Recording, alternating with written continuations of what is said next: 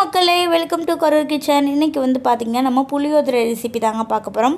புளி சாதத்துக்கு வந்து செய்வோம்ல புளியோதரை, அந்த ரெசிபி தான் பார்க்க போகிறோம். அதுக்கு வந்து பார்த்திங்கன்னா ஃபஸ்ட்டு ஸ்டவ் ஆன் பண்ணி கடாய் வச்சு, கடாய் வந்து ஓரளவுக்கு நல்லா சுடானதுக்கப்புறமா நம்ம எந்த வித ஆயில் எதுவுமே சேர்க்கக்கூடாது.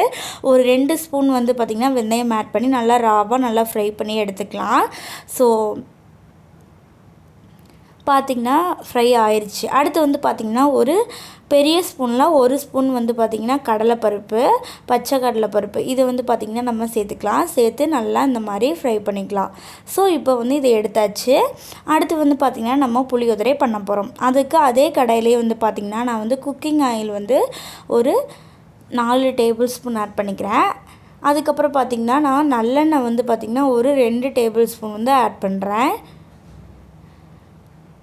ஏன்னா ஃபுல்லாகவே நல்லெண்ணெய் சேர்த்தா எனக்கு பிடிக்காது, அதனால். பட் வந்து நீங்கள் நல்லெண்ணெயிலே செஞ்சிங்கன்னா இன்னும் டேஸ்ட்டாக இருக்கும், கெடாமல் இருக்கும். நான் வந்து உடனே யூஸ் பண்ண போகிறேன் அப்படிங்கிறதுனால நான் வந்து இந்த மாதிரி சேர்த்துக்கிறேன். ஸோ உங்களோட விருப்பம் தான் நீங்கள் வந்து ஆயில் ஆட் பண்ணுறது. ஸோ எண்ணெய் நல்லா சூடானதுக்கப்புறமா 1 டேபிள் ஸ்பூன் வந்து பார்த்திங்கன்னா கடுகு சேர்த்தாச்சு. அடுத்து 1 டேபிள் ஸ்பூன் வந்து பார்த்திங்கன்னா பச்சைக்கடலை பருப்பு சேர்த்துக்கலாம். அடுத்து 1 டேபிள் ஸ்பூன் வந்து பார்த்திங்கன்னா உளுந்தம்பருப்பு சேர்த்துக்கலாம். ஸோ இது எல்லாமே வந்து பார்த்திங்கன்னா நல்லா பொரிஞ்சிட்ருக்கு எண்ணெயில்.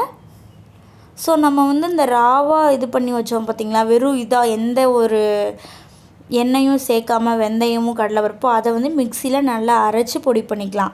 அடுத்து வந்து பார்த்திங்கன்னா நான் பூண்டு, வரமிளகா, கருவேப்பிலை இதெல்லாமே சேர்த்துக்கிறேன். பூண்டு வந்து பார்த்திங்கன்னா நீங்கள் முழுசாகவும் சேர்க்கலாம், இல்லைன்னா கொஞ்சமாக தட்டியும் சேர்த்துக்கலாம்.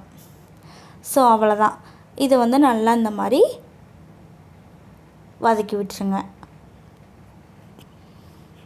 ஸோ இது வந்து பார்த்திங்கன்னா டக்குன்னு குயிக்காக பண்ணிடலாம், ரொம்ப ரொம்ப ஈஸியாக இருக்கும். இப்போ வந்து நீங்கள் டக்குன்னு நம்ம ஒரு புலிசாதம் பண்ணோம் அப்படின்னா இது வந்து ரொம்ப ரொம்ப ஈஸியாக இருக்கும்.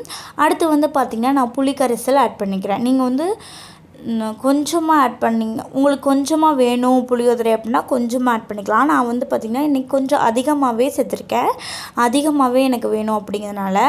பார்த்திங்கன்னா தான் இப்போ பார்க்கும்போது உங்களுக்கு நிறைய புளி தண்ணி சேர்த்த மாதிரி இருக்கும். பட் வந்து இதை நம்ம அப்படியே வந்து எடுத்துக்க போகிறது கிடையாது. இது நல்லா சுண்டி அந்த எண்ணெய்லாம் மேலே பிரிஞ்சு வந்து இது வந்து ஒரு பேஸ்ட் மாதிரி வரும் புளியோதரை. அந்த டைமில் தான் நம்ம ஆஃப் பண்ண போகிறோம் ஸ்டவ்வை. நம்மளுக்கு அப்போ தான் ரெடி ஆகும்.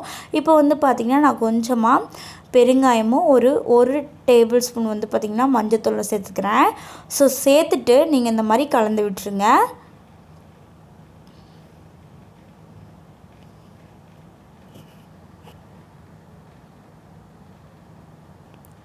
இந்த புளியோதரை வந்து பார்த்திங்கன்னா ரொம்ப ரொம்ப டேஸ்டியாக இருக்கும், டக்குன்னு பண்ணிடலாம். அடுத்து வந்து பார்த்திங்கன்னா நான் கொஞ்சமாக உப்பு ஆட் பண்ண போகிறேன். ஸோ உப்பு வந்து பார்த்திங்கன்னா நான் ஒரு 2 டேபிள் ஸ்பூன் கல் உப்பு தான் ஆட் பண்ணியிருக்கேன். டேஸ்ட் பண்ணி பார்த்துக்கோங்க, ஏன்னா எடுத்தோடனே அதிகமாக சேர்த்துறாதீங்க. இது வந்து நல்லா சுண்டி பேஸ்ட் பார்த்துக்க ரொம்ப கொஞ்சமாக தான் வரும். அதனால் நீங்கள் டேஸ்ட் பண்ணிவிட்டு நீங்கள் சேர்த்துக்கலாம். ரொம்ப அதிகமாக சேர்த்துட்டிங்கன்னா உப்பு கறிக்கும், அதனால் கொஞ்சம் கம்மியாகவே சேர்த்துக்கோங்க. ஸோ இப்போ பார்த்திங்கன்னா நம்ம அவ்வளோதான், உப்புலாம் சேர்த்து நல்லா மிக்ஸ் பண்ணியாச்சு. இன்னும் நம்ம டிஸ்டர்ப் பண்ண தேவையில்ல. இது வந்து பார்த்திங்கன்னா நல்லா கொதித்து சுண்டி வரணும், பேஸ்ட் மாதிரி ஒரு பதத்துக்கு வரணும்.